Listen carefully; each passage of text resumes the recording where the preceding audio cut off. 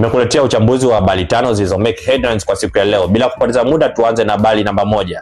Trump amethibitisha kutoa ruhusa kwa CIA kuingia ndani ya Venezuela kwa usiri mkubwa na kuoperate. Anasema sababu kubwa ni kupambana na madawa ya kulevya. Why did you authorize the CIA to go into Venezuela? We authorized for two reasons, really. Drugs. We have a lot of drugs coming in from Venezuela.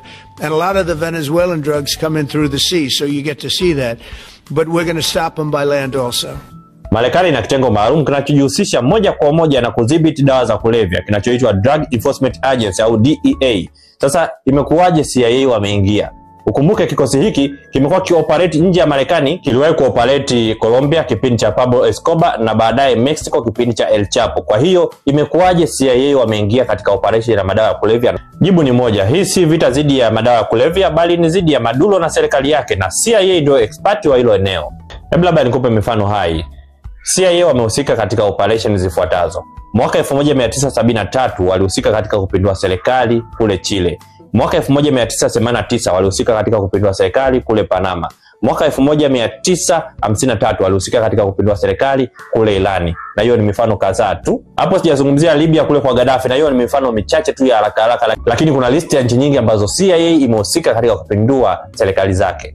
Tuamie namba 2. Maduro baada ya kusikia kuwa Trump ameauthorize matumizi ya CIA pale Venezuela, amesema nchi yake haitokubali regime change ya aina yoyote.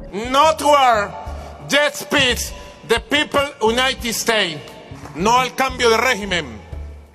Naye amejipanga. Unaambiwa kwanza ameauthorize mazoezi makali ya kijeshi yaanze kufanyika ili kujipanga dhidi ya taifa la Marekani. Nikukumbushe tu, Maduro bado mpango wake ni ule ule. Kama watavamiwa na Marekani, basi taifa zima litageuka kuwa jeshi.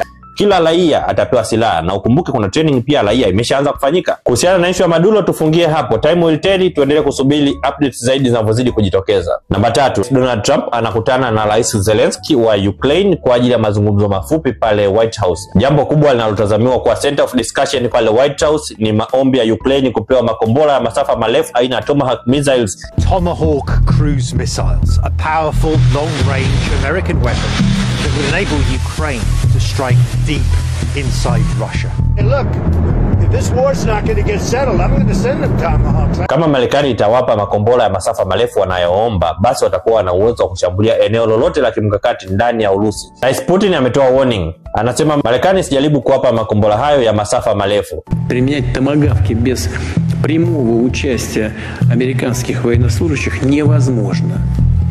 Это будет означать абсолютно новый, качественно новый этап эскалации, в том числе в отношениях между Россией и США. Kwa kuonyesha yupo serious kiasi gani na kwamba haogopi